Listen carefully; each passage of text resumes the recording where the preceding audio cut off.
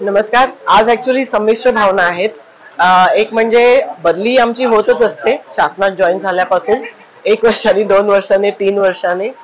त्यामुळे बदलीचा इश्यू नाहीये. पण काय होतं, ही आजची बदली अचानक झाली आणि त्याला कारण काय वेगळंच होतं आणि त्याच्यामुळे जवळजवळ 70 लोकांचे बदल्या झाल्यात या आजच्या दिवसात. आणि त्याला इलेक्शनचं कारण होतं. ऍक्च्युली इलेक्शनच्या आधी जेव्हा GR निघतो आणि इलेक्शनचे नियम आहेत की तुम्हाला 30 जूनच्या आधी ज्यांची 3 वर्ष पूर्ण होत्या त्यांची बदली करा त्या जिल्ह्यातून, तर त्यावर वेळेत जर शासनाने ऍक्ट केलं असतं तर ही अचानक बदली झाली नसती.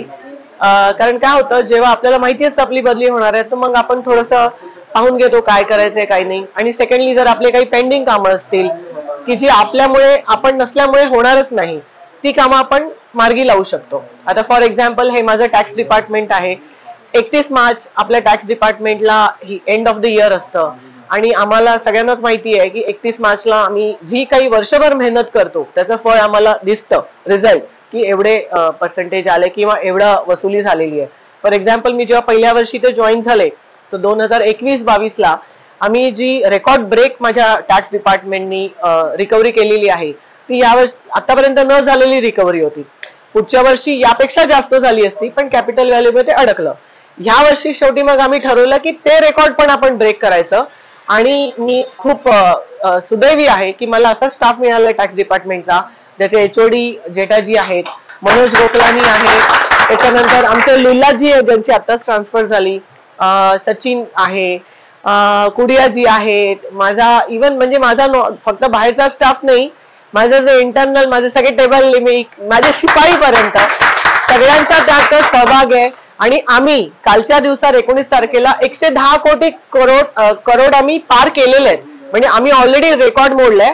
31 मार्च पर्यंत माझा विश्वास आहे मी इथे असले नसले तरी माझा स्टाफ 125 कोटी पार करेल याचा मलाही विश्वास आहे. त्यांना माझे सगळे टॅक्स इन्स्पेक्टर, आता प्रत्येकाचं नाव मला आता यावेळी घेता येणार नाही पण सगळेच्या सगळे त्यांनी खूप चांगलं सहकार्य केलंय. आणि बदलीचा विषय आमच्याकडे कायम असतो. आज न उद्या आम्ही कुठेतरी बदली होणार.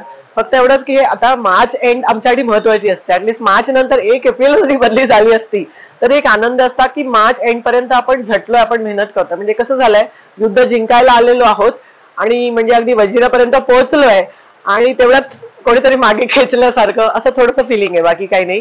कारण बदलीचा तर काही इश्यू नाहीये, बदली कायम होतेच कुठे ना कुठे. फक्त एकच सांगेन, मी 20 वर्ष सर्व्हिस झाली मला, आज इकडे असतानाच झाली आहे ऑगस्टमध्ये. या 20 वर्षात मी जिथे जिथे काम केलं त्यापेक्षा सगळ्यात पेक्षा उल्हासनगरचा अनुभव मला वेगळा होता.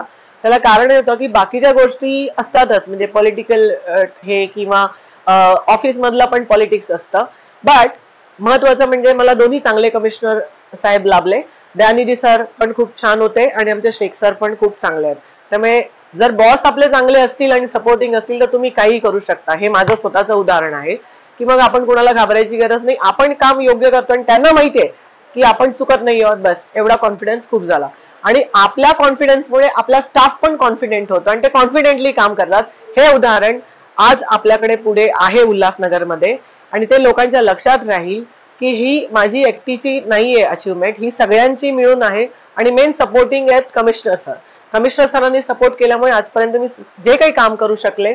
आणि त्याच्यानंतर जो इथला स्टाफ आहे तो इतका चांगला आहे, सांगू, सगळे एवढे छान आहेत. म्हणजे आज जे मला ते डोळ्यात पाणी आणून निरोप देत आहेत, मी जेव्हा जॉईन झाले ना तेव्हापासून रोजचा दिवस माझा असा जातोय, छानपैकी जातोय. म्हणजे जेवढं प्रेम मला उल्हासनगरला मिळालं सगळ्यांकडनं, ते प्रेम मला 20 वर्षात बाकी कुठे मिळालेलं नाही, हे मी तुम्हाला सांगू शकते. आणि त्यामुळे उल्हासनगर स्पेशली माझ्या लक्षात राहील आणि प्रयत्न करून परत मिळालं तर मी उल्हासनगरला नक्की येईन, एवढं मी सांगते. थँक्यू. कोणार्क, अपना शहर अपनी बातें.